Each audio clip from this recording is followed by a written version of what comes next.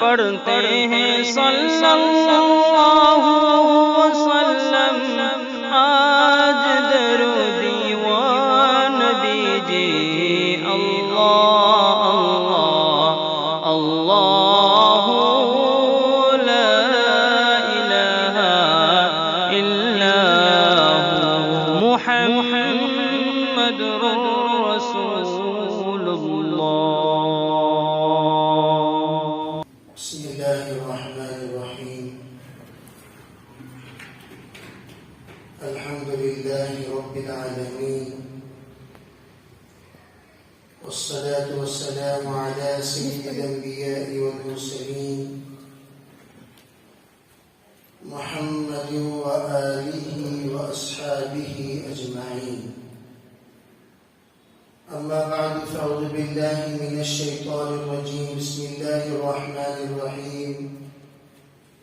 والعصر إن الإنسان لفي خسر إلا الذين آمنوا وعملوا الصالحات وتواصوا بالحق وتواصوا بالصبر.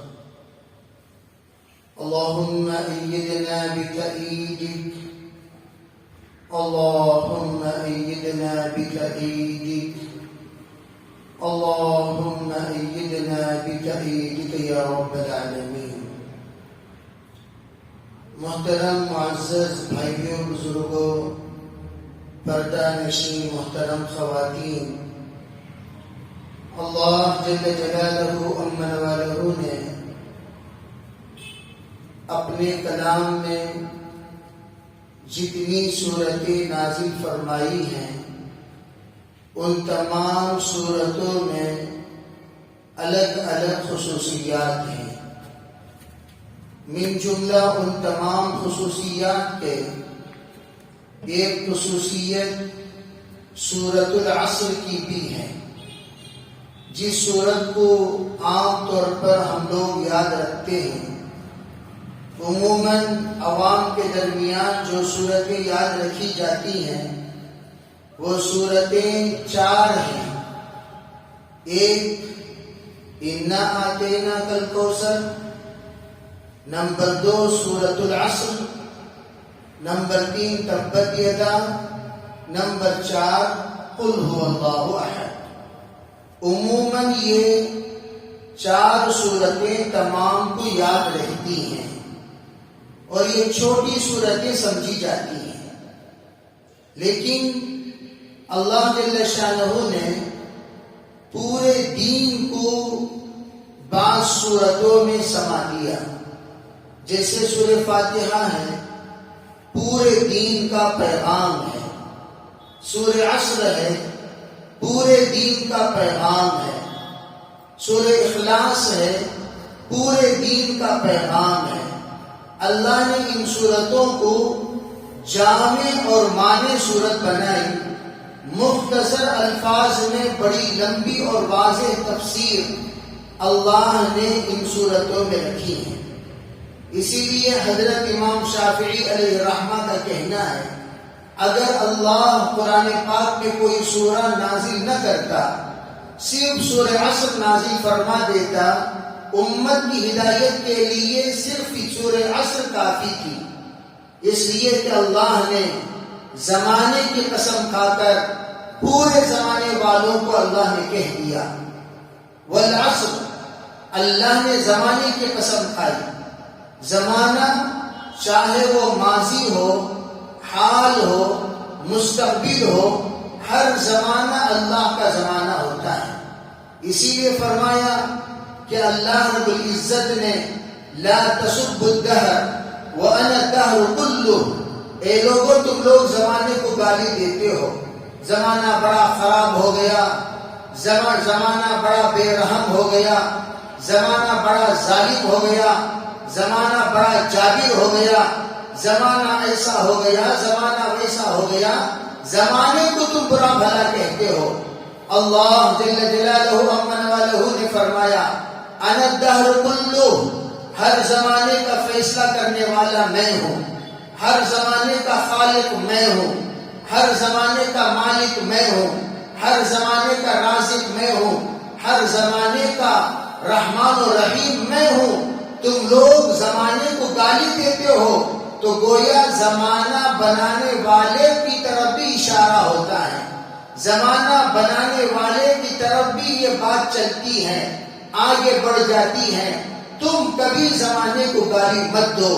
انا اقلب اللیل والنہار، اللہ نے فرمایا رات ہے دن ہے تو اس کی ذمہ داری میری ہے. رات کو لانا دن کو لے جانا، دن کو لانا اور رات کو لے جانا یہ تو ہم کرتے ہیں، لیکن تم اسی زمانے کو گالی دیتے ہو.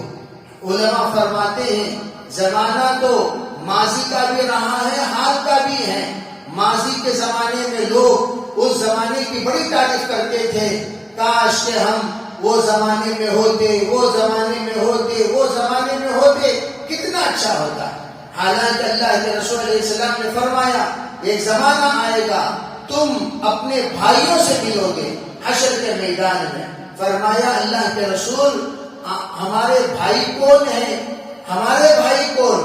آپ نے فرمایا جو لوگ مجھے نہ دیکھے ہوں، نزول قرآن کو نہ پائے ہوں، نہ تمہیں دیکھے ہوں، نہ تمہارے صحبت یافتہ ہوں، اس کے باوجود میری اللہ کی تصدیق کرتے ہوں، مجھے تسلیم کرتے ہوں، میرے نقش قدم پر چلتے ہوں، قرآن کو مان کر زندگی گزارتے ہوں، ایسے لوگ، یہ لوگ سب سے زیادہ فضیلت والے ہیں.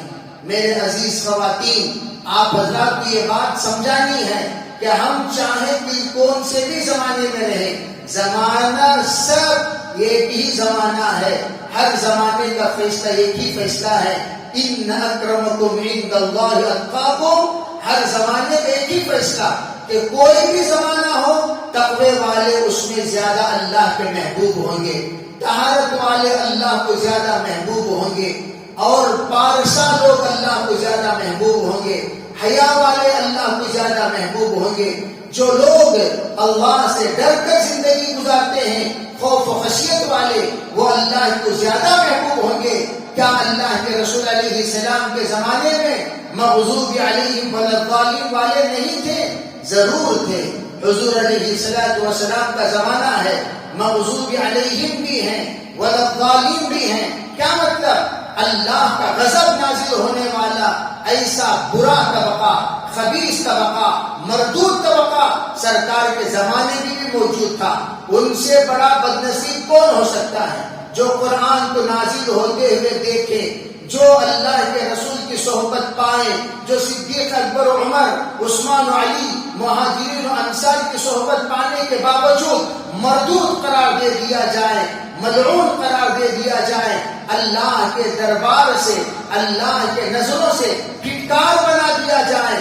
ان سے بڑا مرجوم شخص، رجیم شخص کوئی اور نہیں ہو سکتا. انہی لوگوں کو ملعون بتایا گیا. وہ کون لوگ ہیں؟ آپ اگر تاریخ پڑھیں گے تو اللہ کے رسول کے زمانے میں وہ لوگ بھی تھے جن کو قرآن نقل کرتا ہے. وَإِذَا لَقُوا الَّذِينَ آمَنُوا قَالُوا آمَنَّا وَإِذَا خَلَوْا إِلَى شَيَاطِينِهِمْ قَالُوا إِنَّا مَعَكُمْ إِنَّا نَحْنُ مُسْتَهْزِئُونَ. جس وقت ان لوگوں کی ملاقات ہوتی ہے ایمان والوں سے تو وہ لوگ کہتے ہیں قَالُوا آمَنَّا، ارے بھائی ہم بھی ایمان والے ہیں، ہم بھی اللہ کو ماننے والے ہیں، ہم بھی رسول کو تسلیم کرنے والے ہیں، ہم بھی حضور کے نقش قدم پر چلنے والے ہیں، ہم بھی شریعت والے ہیں، ہم بھی طہارت والے ہیں، ہم بھی خوف و خشیت والے ہیں، قرآن و حدیث کو مانتے ہیں، قبر و حشر کو مانتے ہیں. یہ کہتے ہیں وَإِذَا خَلَوْا إِلَى شَيَاطِينِهِمْ، جب چلے جاتے ہیں خلوت میں اپنے شیطانوں سے ملنے کے لیے، اپنے خبیثوں سے ملنے کے لیے، اپنے ان گرو گھنٹال سے ملنے کے لیے، جو لوگ اسلام کے سلسلے میں وسوسہ پیدا کرنے والے، اسلام کے سلسلے میں برائی دلوں میں بٹھانے والے، اسلام کے سلسلے میں سازش کرنے والے، اسلام کو ترقی پاتا ہوا دیکھ کر برداشت نہ کرنے والے، اس کے سلسلے میں تنزلی کی کوشش کرنے والے، مسلمانوں کے سلسلے میں بڑھ چڑھ کر غلط ارادہ رکھنے والے، جب ان لوگوں سے ملاقات ہوتی ہے تو یہ لوگ کیا کہتے ہیں؟ اِنَّا مَعَكُمْ آپ کے سازشوں کے ساتھ ہم بھی ہیں، آپ کے فریب کے ساتھ ہم بھی ہیں، آپ کی دھوکے بازی کے ساتھ ہم بھی ہیں، آپ کی مکاری میں ہم بھی شامل ہیں، آپ کے پلان میں ہم بھی شامل ہیں۔ آپ جو کچھ اس وقت تباہ کرنے کا ارادہ رکھتے ہیں ان ارادوں میں ہمارا بھی شمار کر لیجئے۔ انا معکم، اب ان سے جب پوچھا گیا ارے تم ان کے ساتھ جاتے ہو، نماز بھی پڑھتے ہو، ان کے ساتھ جاتے ہو، احد اور بدر میں شریک ہوتے ہو، ان کے ساتھ جاتے ہو، روزہ رکھتے ہو، ان کے ساتھ تم سفر و حضر میں رہتے ہو، کیا ماجرا ہے اس کا؟ کہتے ہو تم ہمارے ہو لیکن ان کے ساتھ تم لوگ رہتے ہو، تو فوراً اس کا جواب یہ ملتا ہے انا نحن مستہزئون، ہم تو ان کے ساتھ رہتے ہیں، حقیقت میں ہم ان سے مذاق اڑانا چاہتے ہیں۔ ان کا مذاق اصل مقصود ہے، ان کا مذاق اصل مطلوب ہے، ان سے ان کا مذاق اڑانا اصل منشا ہے۔ ہم لوگ ان کے ساتھ مذاق کے طور پر تاکہ ان کے تمام اندرونی معاملات کو لیں اور سازش کرنے میں آسانی ہو، اس لیے ہم ان کے ساتھ رہتے ہیں۔ محترم خواتین، ہم بھی الحمدللہ ایمان والے ہیں، ایسے ملعونوں سے اللہ بچا کر الحمدللہ پاک دل والے، پاک کلمہ والے، پاک دل اور پاک عمل والے اللہ نے ہمیں بنایا۔ اسی لیے ہمارے کلمہ کو کلمہ طیبہ کہا جاتا ہے۔ جو بھی یہ کلمہ پڑھتا ہے وہ بھی طیب ہو جاتا ہے، جو بھی اس کلمے کا تابعدار ہوتا ہے وہ بھی طیب ہو جاتا ہے، جو بھی اس کے نقش قدم پر چلتا ہے وہ بھی طیب ہو جاتا ہے، یہاں تک کہ اتنا طیب ہوتا ہے جنتی ہونا اس کے حق میں فیصلہ کر دیا جاتا ہے۔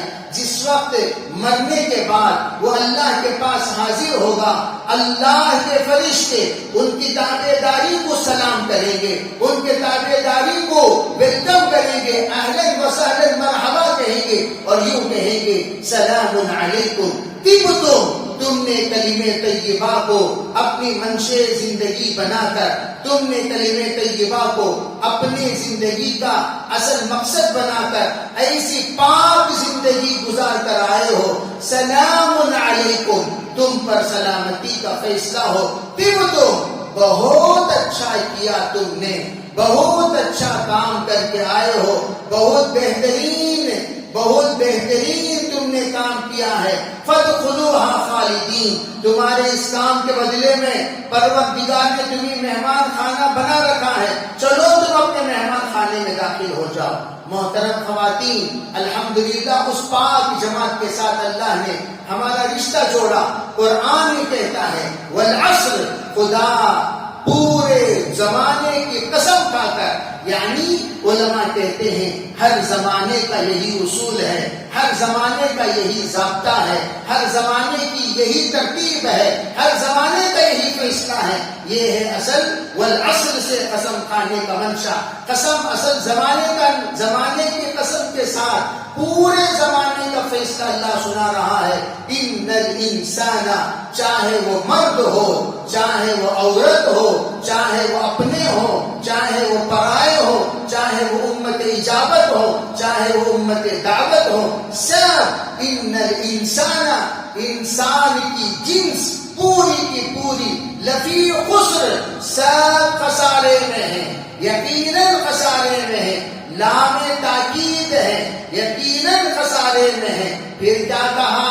استثناء فرمایا، ہاں وہ لوگ خسارے میں نہیں ہیں، الا الذین آمنوا، جن لوگوں نے ایمان قبول کیا، لا الہ الا اللہ پڑھا، محمد رسول اللہ کو تسلیم کر لیا، فرمایا الا الذین آمنوا، خالی ایمان قبول کرنا منشا نہیں ہے، دنیا بھر کے لوگ کلمے والے موجود ہیں، لا الہ الا اللہ والے موجود ہیں، محمد رسول اللہ پڑھنے والے موجود ہیں، ایک بڑا مجمع ہے جو کلمہ طیبہ کو جانتا ہے، اس کے معنی سے واقف نہیں ہے۔ جب کسی سے پوچھا گیا ارے بھائی کلمہ طیبہ تم پڑھتے ہو، اس میں جو محمد کا نام آیا ہے اس کا مطلب کیا ہے، یہ کون ہے، یہ کیسی شخصیت ہے؟ وہ کہنے لگا یہ اللہ کا نام ہے۔ نعوذ باللہ، اسے یہ بھی نہیں معلوم لا الہ الا اللہ میں اللہ آ گیا، محمد رسول اللہ کون ہے اسے نہیں معلوم، وہ بندہ کہہ رہا ہے یہ اللہ کا نام ہے۔ پھر اسے پوچھا گیا ارے بھائی تم لوگ تو محمد نام رکھتے ہو، پھر کیا مطلب؟ وہ کہنے اللہ کا نام اپنے نام کے ساتھ جوڑ لیتے ہیں. اسے یہ نہیں پتا محمد عربی صلی اللہ علیہ وسلم ہمارے رسول ہیں، ہمارے نبی ہیں، آخری نبی ہیں، خاتم النبیین ہیں، امام الانبیاء ہیں، سید المرسلین ہیں، شافع محشر ہیں. اس بندے کو یہ نہیں معلوم، وہ بس اتنا جانتا ہے جتنا اس کو بتایا گیا. اس کو بتایا لا الہ الا اللہ ایک جز ہے، محمد رسول اللہ دوسرا جز ہے. یہ کلمہ پڑھ لینا کافی نہیں ہے بھائی. کلمہ پڑھنے کے بعد تجھ پر نماز بھی فرض ہے، زکوٰۃ بھی فرض ہے، حج بھی فرض ہے. جب تم راستے کی استطاعت رکھتے ہو، راستے کی طاقت رکھتے ہو، صحت بھی رکھتے ہو، مال کے اعتبار سے اور صحت کے اعتبار سے، تو ایسے موقع پر تم پر فرض ہو جاتا ہے تاکہ تم حج کیا کرو، اور جب اگر صاحب نصاب ہو گئے زکوٰۃ دیا کرو. یہ 4 فرائض ہیں، یہ تو فرض والے اعمال ہیں. اسی کو اللہ نے فرمایا اِلَّا الَّذِينَ آمَنُوا. اب مجھے یہ بتانا ہے، سب سے پہلی بات 4 باتیں تو اللہ نے بتا دی. اِلَّا الَّذِينَ آمَنُوا وَعَمِلُوا الصَّالِحَاتِ وَتَوَاصَوْا بِالْحَقِّ وَتَوَاصَوْا بِالصَّبْرِ. میرے محترم خواتین، اگر ہم صرف اسی بات پر روشنی ڈالتے چلیں، ایمان کس کو کہتے ہیں، اعمال کس کو کہتے ہیں، تواصو بالحق کس کو کہا جاتا ہے، وتواصو بالصبر کس کو کہا جاتا ہے، کم از کم ادنا درجہ آپ یوں سمجھیے کہ ایک عنوان کے لیے کم از کم 4-5 گھنٹے چاہیے. ایمان کے سلسلے میں حضرت امام بخاری نے، امام مسلم نے، امام ابو داؤد نے، ترمذی نے، نسائی نے، ابن ماجہ نے، دیگر تمام کتب نے، خود کتاب اللہ نے اتنی تفصیل سے ایمان کو ذکر فرمایا. ایمان کیا چیز ہے، ہم لوگ اگر وہ جان لیں تو پھر صحیح معنوں میں ایمان پر چلنا آسان ہوگا. میں آپ حضرات کو ایک مثال دیتا ہوں. دیکھیے لا الہ الا اللہ کا یہ کلمہ ہے، کلمہ طیبہ اس کو کہتے ہیں. لیکن آپ کو یہ بھی معلوم ہے اللہ کے 99 نام ہیں. اللہ کے ناموں میں 99 نام ہیں. ان ناموں میں ایک نام رحیم رحمان ہے، رحیم ہے. آپ یہ بھی جانتے ہیں. تو علماء یہ فرماتے ہیں کلمہ طیبہ میں 99 نام ہیں. 99 نام، 99 کلمہ ہیں. ایک کلمہ ہی نہیں. لا معبود الا اللہ، لا مقصود الا اللہ، لا مطلوب الا اللہ، لا مقصود الا اللہ. جب لا محبوب الا اللہ جب بندہ پڑھتا ہے تو اس کے ذریعے سے اللہ اس کے دل میں بس جاتا ہے. پھر اس کے بعد اگلا جو معنی ہے وہ کیا؟ لا رحیم الا اللہ، لا رحمان الا اللہ، لا سبحان الا اللہ، لا قدوس الا اللہ، لا ودود الا اللہ، لا جبار الا اللہ، لا قہار الا اللہ، لا غفار الا اللہ، لا تواب الا اللہ. چلتا چلا جائے گا. 99 کلمات اور ہر کلمے کے ایک کتاب ہے. لا رزاق الا اللہ، اس پر پوری ایک کتاب ہے. لا رحیم الا اللہ، اس پر یہ پوری کتاب ہے. لا جبار الا اللہ، پوری ایک کتاب ہے. لا ودود الا اللہ، پوری ایک کتاب ہے. لا غفار الا اللہ، پوری ایک کتاب ہے. لا تواب الا اللہ، پوری ایک کتاب ہے. میں آپ سے یہ کہنا چاہتا ہوں ہم لوگ مختصر دین سیکھ کر یوں سمجھ جاتے ہیں کہ الحمدللہ کافی دین کا علم حاصل ہو گیا. میں اگر کہوں تو مسلمانوں کو کلمے کا بھی علم نہیں ہے. ہمارا کلمہ کیا مطالبہ کرتا ہے، ہمارا کلمہ ہم سے کیا چاہتا ہے. کلمے کی وفاداری کس کو کہتے ہیں، کلمے کی بے وفائی کس کو کہتے ہیں، کلمے کی غداری کس کو کہتے ہیں، کلمے کی نمک حرامی کس کو کہتے ہیں، کلمے کی نمک حلالی کس کو کہتے ہیں، کلمہ والا کس کو کہتے ہیں، کامل کلمہ والا کس کو کہتے ہیں. امام بخاری ایک حدیث کو لا کر کلمہ سمجھاتے چلے گئے. یہ سب ایمان کا جز ہے. لیکن اگر دیکھا جائے وہ ایمان کے اتنے اجزاء پر ہمارا اگر عمل بھی ہو جائے بہت بڑی بات ہے. حقیقت یہی ہے محترم خواتین. وہ حضرت قاضی ثناء اللہ صاحب پانی پتی علیہ رحمہ یہ لکھتے ہیں اگر کوئی بندہ یہ کہہ دے کہ اللہ بھی رازق ہے تب بھی ایمان سے نکل جائے گا. بلکہ وہ کہنا کیا چاہیے، اگر رحیم ہے رزاق ہے.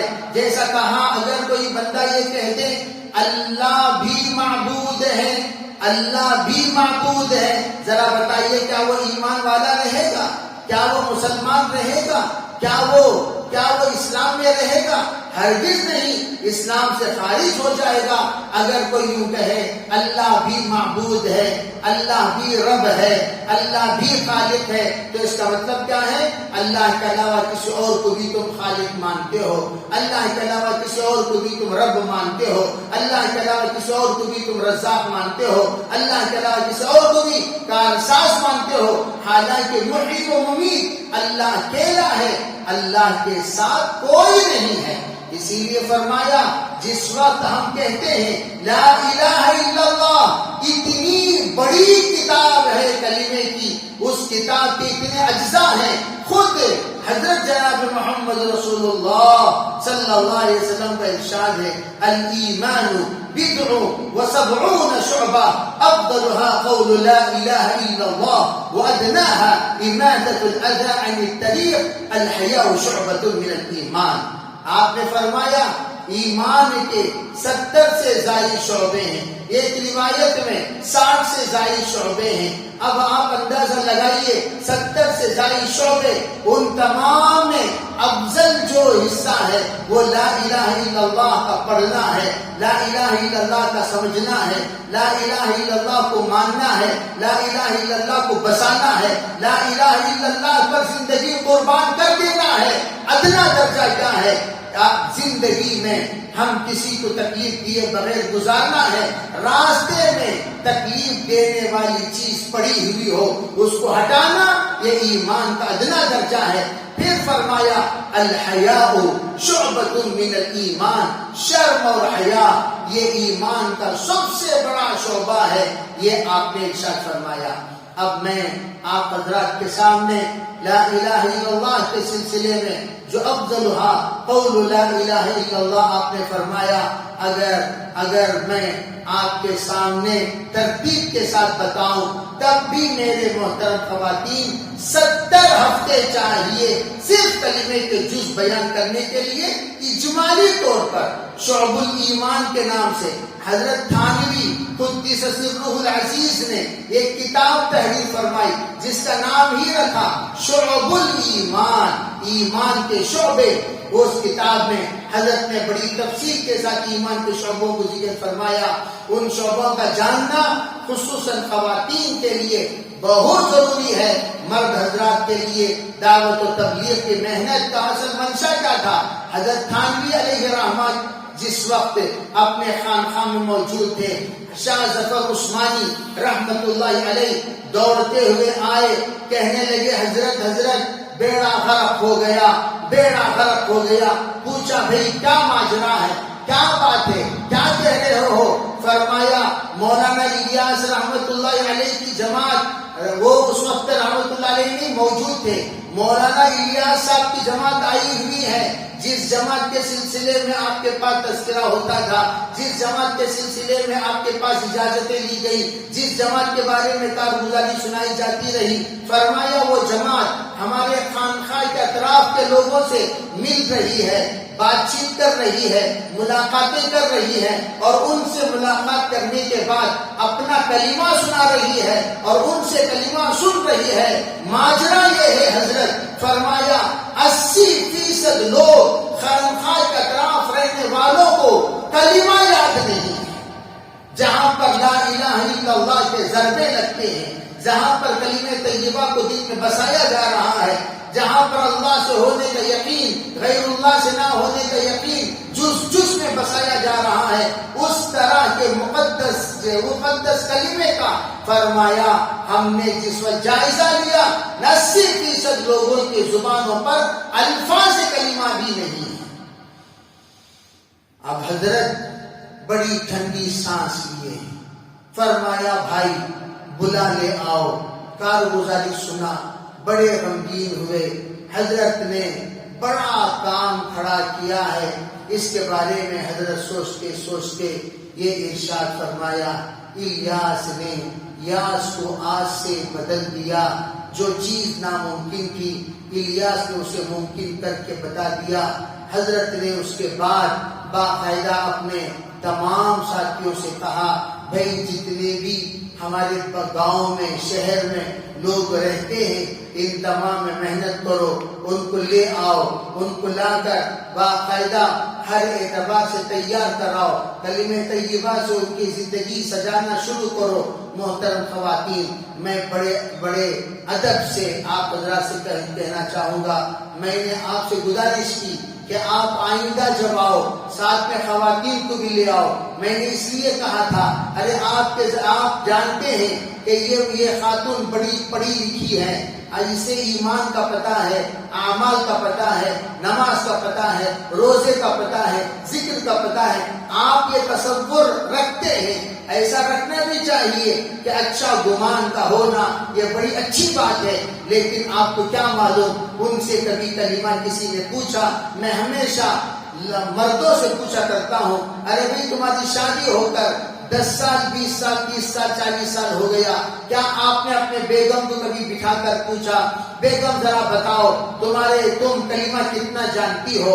کلمہ ذرا پڑھ کر سنایا کرو، درود پڑھ کر سنایا کرو، نماز پڑھ کر سنایا کرو، تم بتاؤ نماز کی نیت کیا ہوتی ہے، وضو کیسے کرنا چاہیے، شرائط نماز کیا ہے، پاکی ناپاکی کسے کہتے ہیں؟ اگر ہم جنرل وضو کے فرائض، غسل کے فرائض بھی اگر ہم پوچھیں، محترم خواتین یقین مانو کہ ایک بڑا مجمع 90% کا وہ ان باتوں سے واقف نہیں ہے۔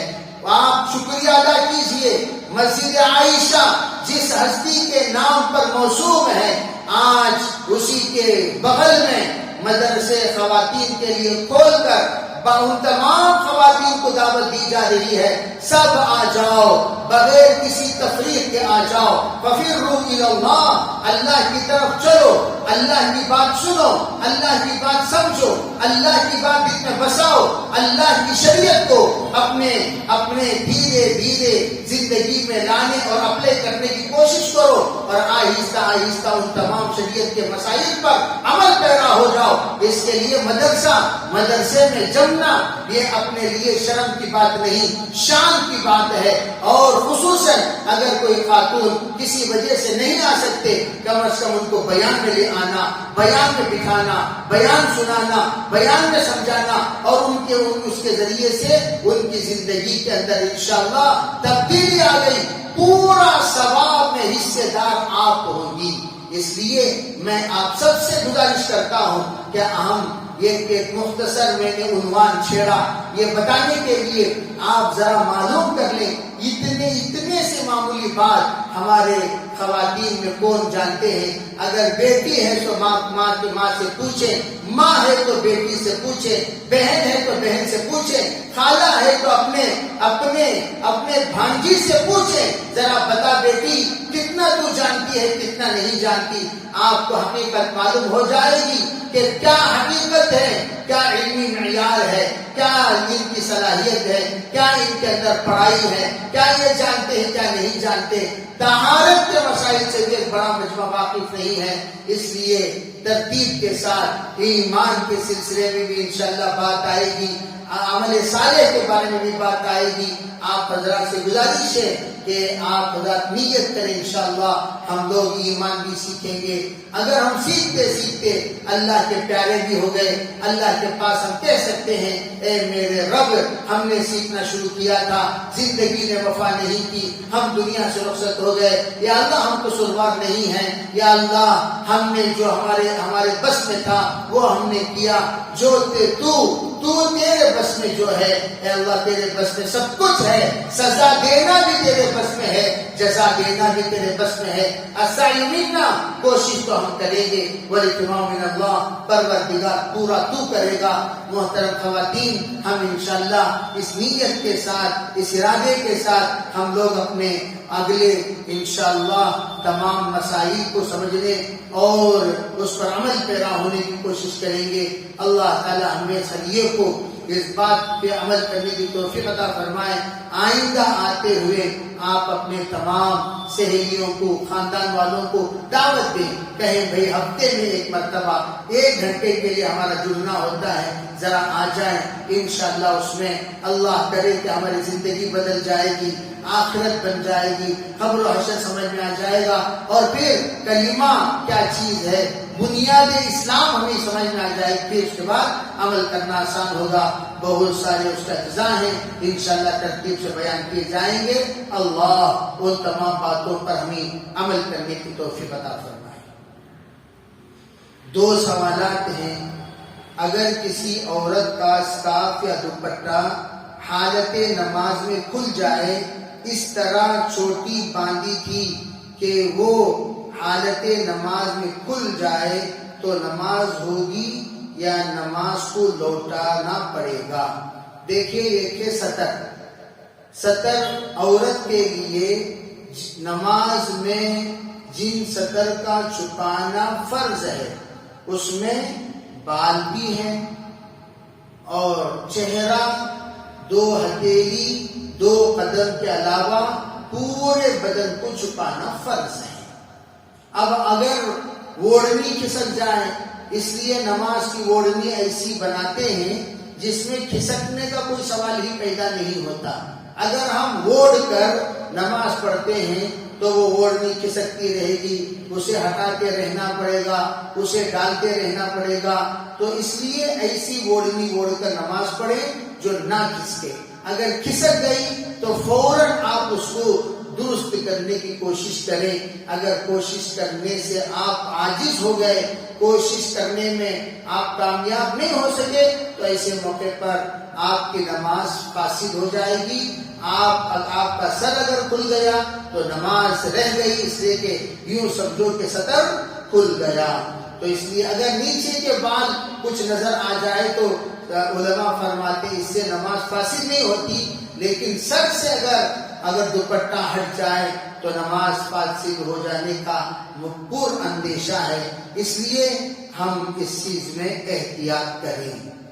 کیا پیکٹ والے قرآن کو پرس یا بیگ میں رکھ کر سہولت، جب بھی سہولت ملے تو پڑھ سکتے ہیں، یا موبائل میں قرآن پڑھ سکتے ہیں؟ کیا اس کی اجازت ہے؟ یہ پوچھ رہے ہیں. بات یہ ہے کہ اگر قرآن کی بے ادبی نہ ہو، خصوصاً آپ پیکٹ میں رکھ کر جا رہے ہیں، قرآن کی بے ادبی نہیں ہوگی، قرآن حفاظت سے رہے گا، قرآن کی توہین نہیں ہوگی، تو ایسے موقع پر آپ قرآن پاک لے کر جا سکتے ہیں اور وہاں سے قرآن تلاوت کر سکتے ہیں جب بھی موقع ملے. کوئی حرج نہیں، بڑی اچھی بات ہے.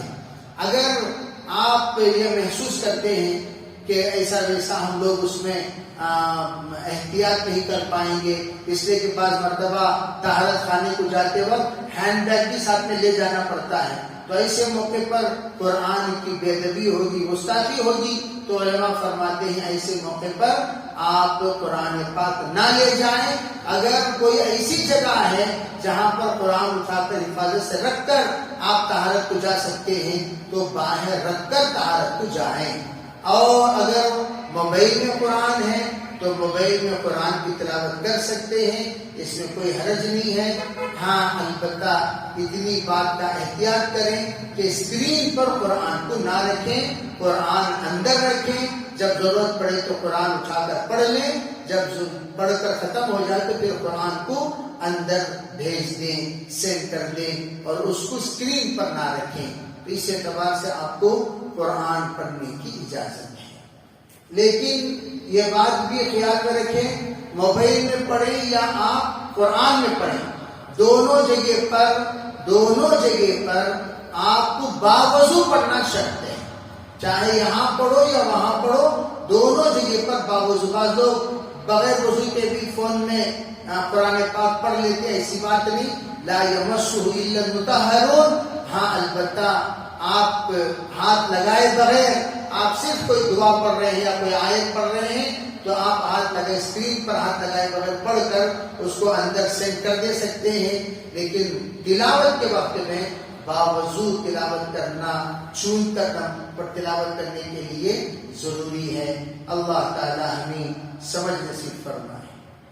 لك الحمد ولك الشكر. اللهم صل على سيدنا محمد وعلى ال سيدنا محمد وبارك وسلم. اللهم ارنا الحق حقا وارزقنا اتباعه وارنا الباطل باطلا وارزقنا اجتنابه. اللهم آت نفوسنا تقواها وزكها أنت خير من زكاها أنت وليها ومولاها واهدنا إلى سواء السبيل واهدنا إلى سواء الصراط. سبحان ربك رب العزة عما يصفون وسلام على المرسلين والحمد لله رب العالمين.